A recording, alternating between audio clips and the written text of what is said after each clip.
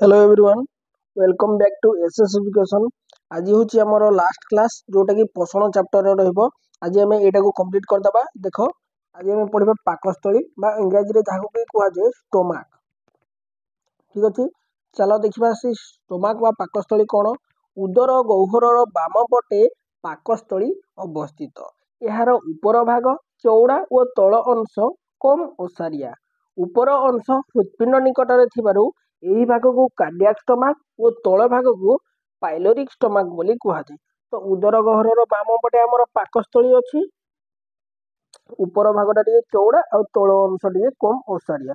उपर अंश जेहेतु हृत्पिंड निकटरे थिबारु ताको कार्डियाक स्टोमाक कहुए और तल भाग को पाइलोरिक स्टोमाक बोली कहुए। मु जेमती अंडरलाइन करी तमे माने मध्य तम बही अंडरलाइन कर दियो। पाइलोरिक स्टोमाक शेषरे थिबा मुद्रिका आकारर मांसपेशी बा अवरोधर संकोचन और उन्मोचन फल पाकस्थली अर्धजीर्ण खाद्य अल्प अल्प परिमाण रे छिद्रांत मध्य को प्रवेश कर।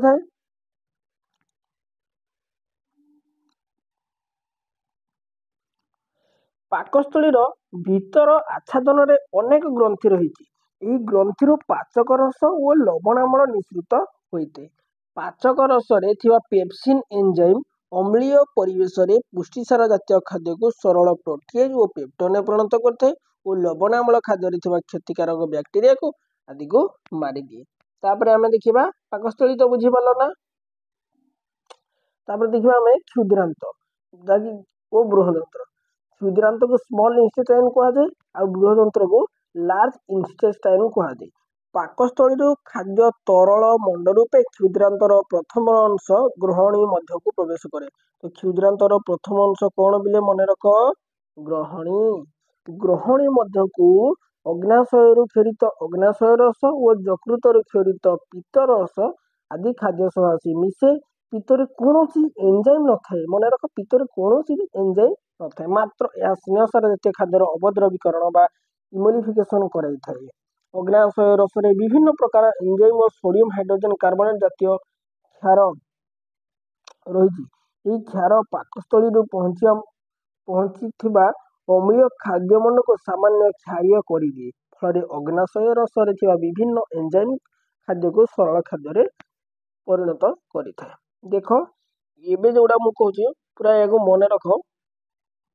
जीर्ण पर जटिल खाद्यर परिणति केमती होते।